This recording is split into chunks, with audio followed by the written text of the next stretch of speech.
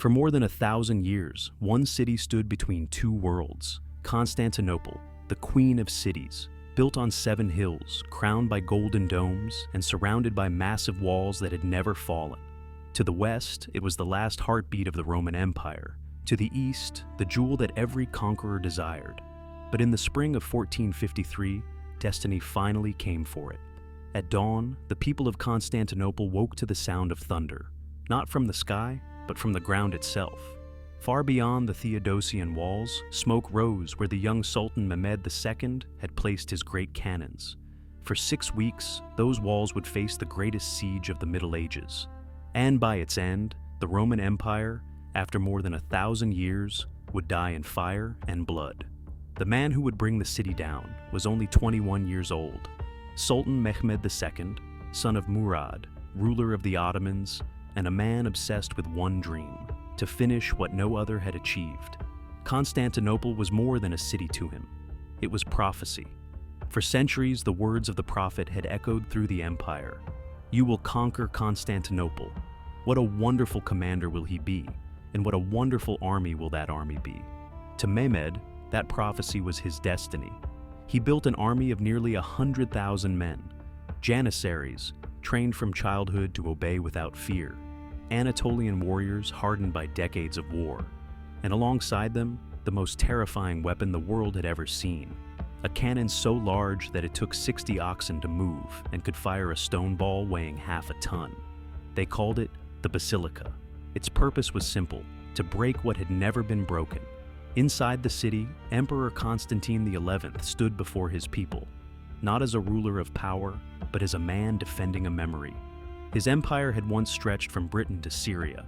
Now, it was reduced to a single city and a few scattered islands. But what remained was spirit.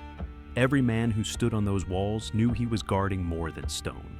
He was guarding history itself. The defenders numbered barely 7,000, against nearly 100,000 attackers. Among them were Greeks, Genoese, Venetians, old rivals united by desperation. They patched the walls, melted church bells into cannonballs, and prayed beneath the mosaics of Hagia Sophia. When night fell, the city glowed with candlelight, a flickering reminder that Rome's last flame still burned. On April 6, 1453, the first Ottoman cannon roared. The ground shook. Blocks of marble split from the walls and crashed into the moat below. For hours, the bombardment continued, tearing holes through defenses that had stood for a millennium. The noise never stopped, day or night.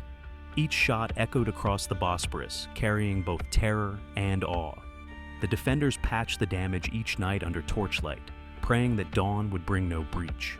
But Mehmed's army was relentless. They rolled siege towers to the walls, launched fire arrows, and dug tunnels beneath the city. And when the defenders broke one attack, another followed within hours. Still, the city held. Every cannon blast was met with a cry from the walls: "For God and for the Empire!" When brute force wasn't enough, Mehmed turned to genius. The Golden Horn, the great harbor of Constantinople, was protected by an enormous chain that stretched across its entrance. No Ottoman ship could pass it. So, Mehmed did the impossible. Under cover of night, he ordered his men to drag 80 ships over land. They greased wooden tracks, used oxen and manpower, and hauled their fleet across the hills, launching them back into the harbor behind the chain. When morning came, the defenders stared in disbelief. The harbor that had always been their refuge was now filled with enemy sails. The city was surrounded, from land and sea alike. Even the most faithful began to whisper that the end was near. By late May, the city was exhausted. The walls were cracked, the cannons nearly silent, and food was running out.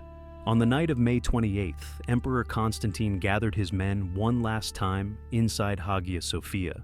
He spoke not as an emperor, but as a brother. "My friends, we have fought for faith, for freedom, and for our city. There is no shame in dying for what we love. If you must fall, fall as Romans." The next morning, before dawn, the Ottomans attacked. Wave after wave of soldiers stormed the walls under the sound of drums and horns. The sky turned red with fire. The defenders fought with everything they had: swords, stones, boiling oil, even their bare hands. At the main gate, Constantine himself fought in the front lines. Witnesses later said he threw aside his royal insignia and vanished into the melee, never to be seen again. The emperor died as he had lived, standing on the walls of Rome. By sunrise, the banners of the Ottomans flew above the towers. The city was lost. As Ottoman soldiers poured through the gates, Constantinople descended into chaos. Church bells rang wildly. Smoke rose from the burning quarters. The people ran to Hagia Sophia, seeking refuge inside its sacred walls. But even that sanctuary could not save them. When Mehmed entered the city, he rode through the broken gates in silence. He ordered his men to stop the slaughter. The city that had resisted for 1,000 years now belonged to him. In that moment, one empire ended, and another began. The Byzantine Empire, the last remnant of Rome, was gone, and the Ottoman Empire, young and unstoppable, had just claimed the heart of 2 continents. The fall of Constantinople was not just the death of a city, it was the turning of an age. Its scholars fled west, carrying with them the knowledge of the Greeks and Romans. That knowledge helped spark the Renaissance.